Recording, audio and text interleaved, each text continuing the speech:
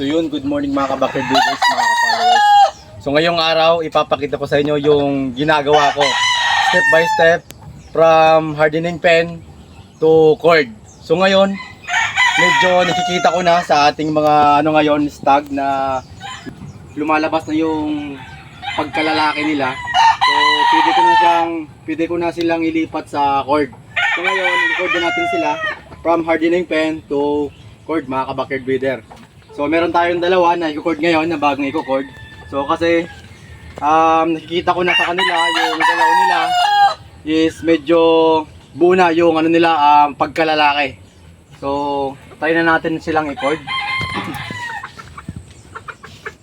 So yun, pag kumukuha tayo ng ating manok, lalong-lalo na pag stag, mga ka-backyard builder, so dapat dahan-dahan lang. So ngayon is unang kuha natin, so dapat dahan-dahan lang.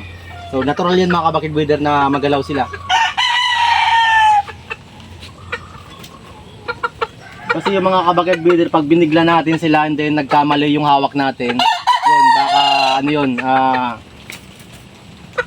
baka magtalaw, kumbaga. Baka mawala yung pagkalalaki nila, mauulit na naman. Ito, yun, pag nag-hardening pen, nilalagay ko lang sa limber. So naglalagay ako palagi mga ka-backyard builder ng pama.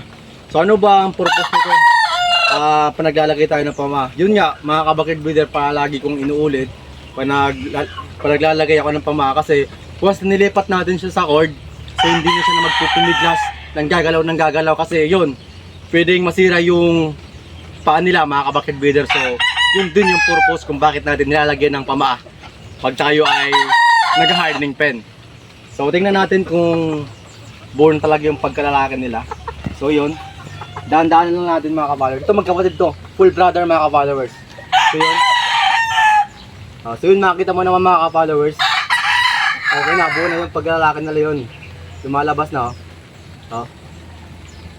full brother. So yun, nakita na natin. Yun di ba mga ka-followers?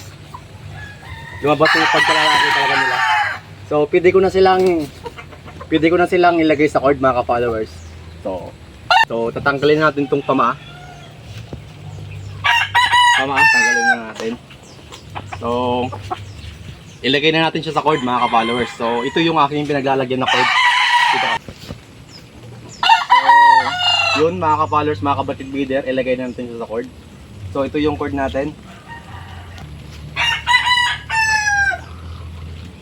So yun, pag mag-cord tayo, palaging naglalagay ako sa kaliwang paa. Yun, kaliwa. So lagay na natin. Ito, lagay na natin. Tingnan natin kung magpupumiglas sila or gagalaw ng gagalaw.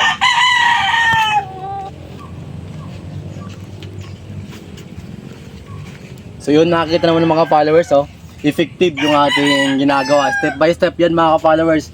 Una, ilalagay natin sa limber na mayroong pama, and then yun, mga ilang weeks, 3 weeks, 2 weeks, yun, ma-observe naman natin yan kung buo na yung pagkalalaki nila. Pag okay na yung galaw nila doon sa loob ng limber, pwede na natin sila na i-cord mga ka-followers. So yun, nakita mo naman mga ka-followers. So yun, steady, standby siya, hindi siya masyadong magalaw pag nung nilagay natin siya sa cord, di ba?